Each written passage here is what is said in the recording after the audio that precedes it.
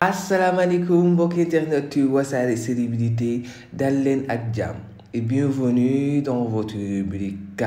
sur le plat. Comme d'habitude yëpp nañuy jël dafa nekk sur le plat ngeen tànn si bu leen neex. yaa awa Rassoul depuis quelques jours xam ngeen ni ki yaa awa Rassoul dafa nekk en deuil gannaaw ba yaayam ji gaañoo ñu koy jàllewaat encore une fois di ñaanal yaay joojle suñu yaay jile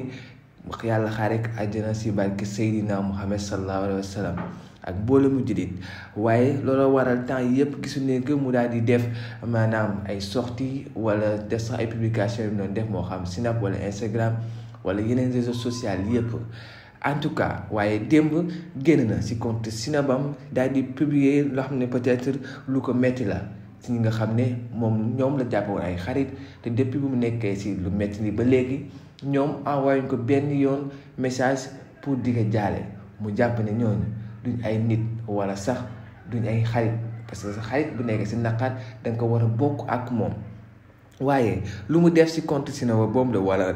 lu wax message bi nga xam ne bind na si compte Snapam mooy mais tu vois certes tes amis soi-disant amis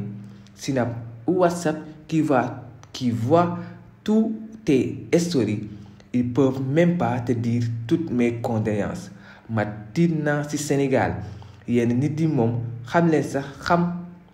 mbott parce que mbott la def daal di def xam mbott sax moo tane mais bon lu waaye mën defal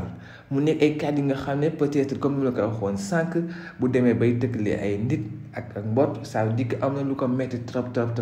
maanaam ñu ko woon taxaw dëgg wala ñu jàpp woon ñoom ay xarit lañ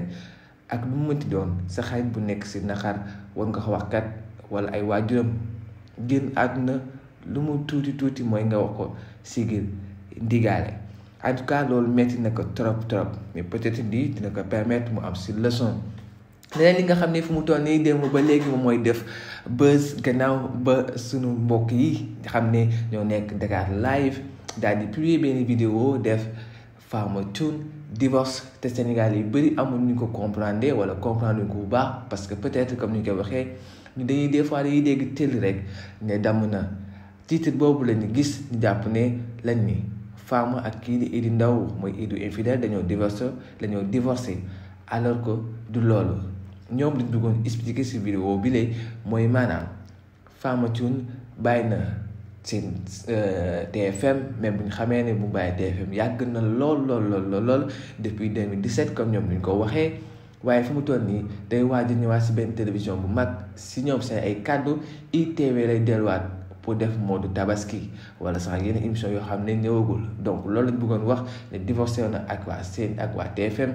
maintenant léegi moo ngi fële si ITV Sénégal dégg divorce boobu yaakaar ni moom ak Edou dañoo divorce yaa ngi si yàlla musal si divorcé ñoom ñaar ba léegi ñoo ngi dund seen mbëggeel ñoo ngi dund seen sëy ñoo ngi dund seen amour